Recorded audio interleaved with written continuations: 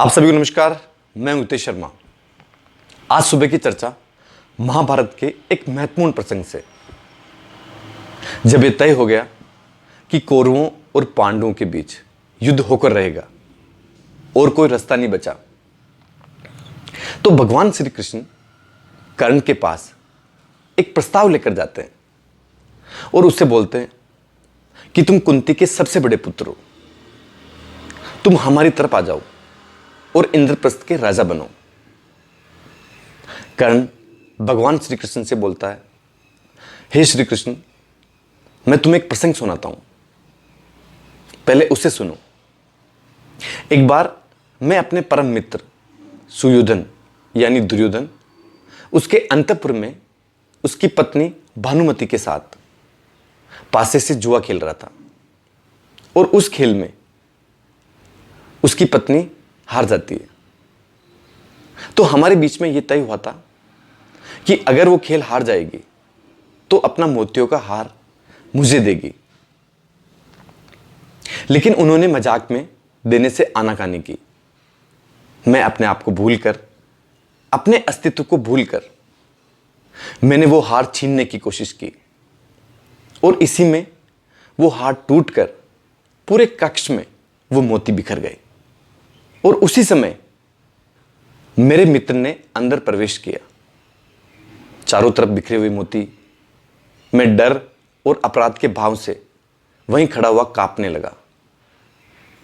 लेकिन मेरे मित्र ने मुझ पर किसी प्रकार की शंका नहीं की, ना ही क्रोध किया, बल्कि हंसते हुए उन मोतियों को उठाते हुए मुझसे कहा, ये लो तुम्हारे सारे मोती।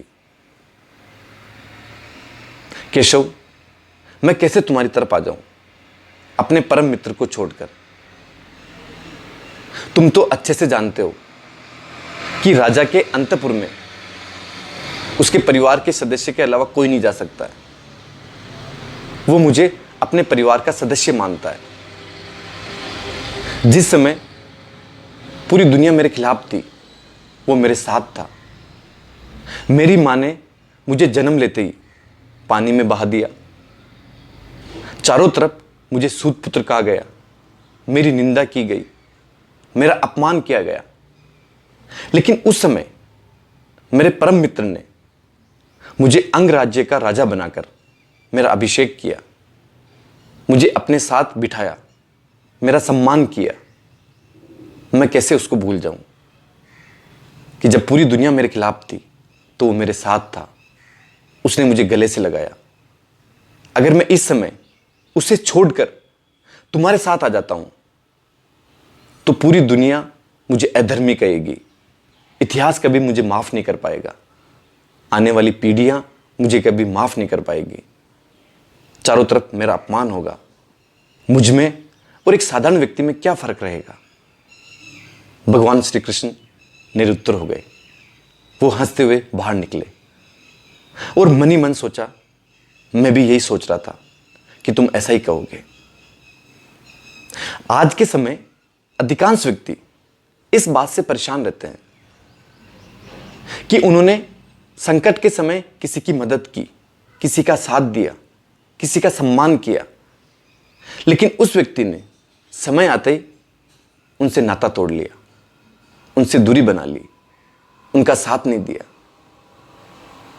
लेकिन आप इस बात को याद रखें, आपके जीवन में जब संकट आया हो, दुख आया हो, पीड़ा आई हो, तकलीफ आई हो, आप किसी परेशानी में हो और उस समय आपके किसी मित्र ने, किसी पड़ोसी ने, किसी रिश्तेदार ने, किसी साथ काम करने वाले ने आपकी मदद की हो, आपका सम्मान किया हो, आपके साथ रहा हो,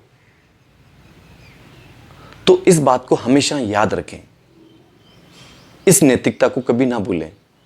इस रिश्ते को अपने पूरे जीवन में याद रखें। यही धर्म है, यही दोस्ती है, यही रिश्ता है। अगर आप अपने जीवन में इस बात को याद रखते हैं तो ईश्वर हमेशा आपके साथ रहेगा। आपने मुझे प्रेमपूर्वक सुना, उसके लिए धन्यवाद।